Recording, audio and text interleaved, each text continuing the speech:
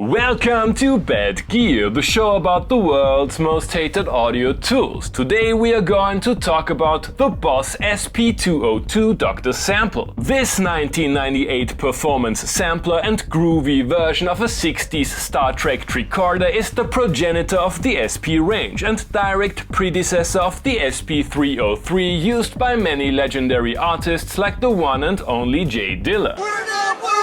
However, as we have seen in the SP-808 episode about the flagship instrument of the product line, not all SPs have the potential of becoming cult classics, and given the hype around the latest installment of the SP-404 last year, it is about time to take a look at where it all began. At the first glance, the Boss SP-202 is ticking all the boxes. The 90s version of the Roland Ira design in red, similar to the DR202 we had on the show a few weeks back, nice backlit but non-velocity sensitive pads and a mostly self-explanatory UI. Sampling to one of the 16 internal slots is as easy as it gets. Connect the sound source of your choice or use the internal microphone, hit record, select a pad or go with the first unused one pre-selected by the machine, hit record again, and you're good to go. Samples can be recorded in mono and stereo at 4 sample rate between surprisingly clean 31.25 kHz when set to hi-fi to barely usable 3.91 kHz at lo-fi 2. Standard and Lo-Fi 1 might be the most practical choices. There are 2 playback modes and samples can be looped. The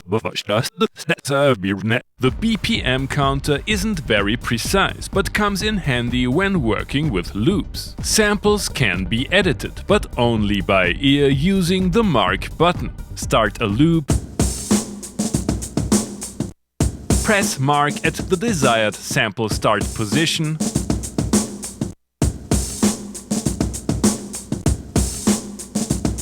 Job done. The endpoint can be set in the same way with the additional help of the BPM detection, which sounds better on paper than it actually works in practice. No visual aid, no adjusting the start point using the control knob or buttons, just cat-like reflexes and a bit of luck. By the way, sample levels can't be changed after recording and there is no way to play them chromatically that I am aware of. Once you have the samples ready, you can garnish your creations with the onboard FX. 2 filters,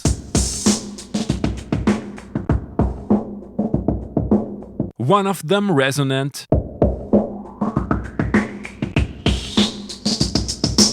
the ring modulator is cool. There's delay, and pitch and time stretch are sampler classics. Keep in mind that adding FX will reduce the polyphony count of the unit, not that there's a lot of it to begin with. When using FX, the maximum of 4 voices will be reduced by at least 1 for samples recorded at standard and lo-fi and by at least 2 for hi-fi samples. What is more, with exception of the pitch FX, only 1 sample can be processed at the same time. Time and delay don't work with stereo samples which, fun fact, need 2 voices of polyphony just for dry playback. The internal memory will allow for recordings with lengths of 16 seconds hi-fi stereo to 4 minutes and 20 seconds of mono sounds sampled at lo-fi 2 and can be expanded using prohibitively rare and expensive 5V smart media cards with a maximum size of 4 MB. Using one of these cards will, you guessed it, further reduce the polyphony of the SP-202 and render the FX section almost useless. Being able to apply the effects to external sources is great and polyphony well spent. RCA and mini jack connectors don't come as a surprise given the nature of the instrument. There's a switch for mixing external sources with internal samples. MIDI implementation is even worse worse than Roland/Boss was ready to admit back in the day, and there's a battery compartment. The unit is plasticky yet sturdy, the knobs on my SP-202 are wobbly, and the machine can be found on Reverb for prices of around 2 5-volt 4MB smart media cards. The Boss SP-202 is extremely limited, even for a budget performance sampler from the 90s. Is the characterful lo-fi sound worth the hassle? You have already heard the OG intro tune sampled using the SP-202's standard mode. The sampler crunch is obvious, but the signal is not completely destroyed. Let's listen to it again, switching through all 4 modes.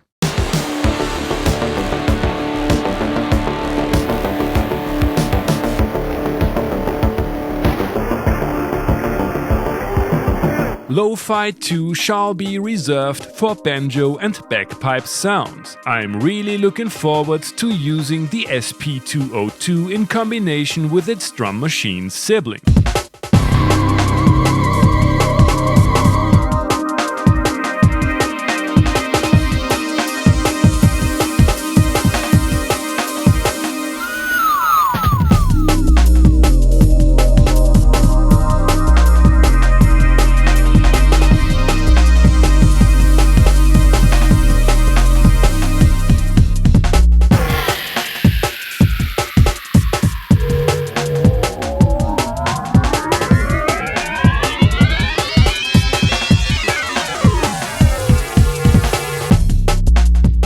Maybe this is what Roland/Boss had in mind when they designed these two beauties. In spite of all the limitations, it's a complete setup that might work even better in other genres like hip-hop or lo-fi.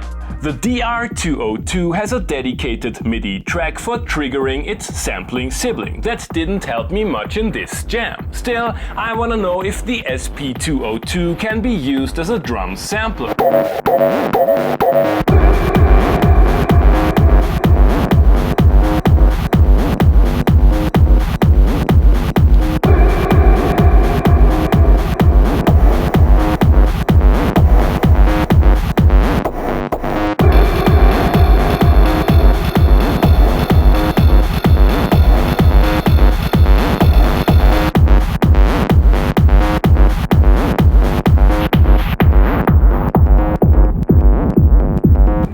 That is sturdy AF. I had to apply a few workarounds in order to use it for one-shot drum samples, but timing is better than I expected. Time to tone down the tempo a bit and load some loops into the machine for this lo-fi beats to study, relax and/or showcase sampler artifacts too.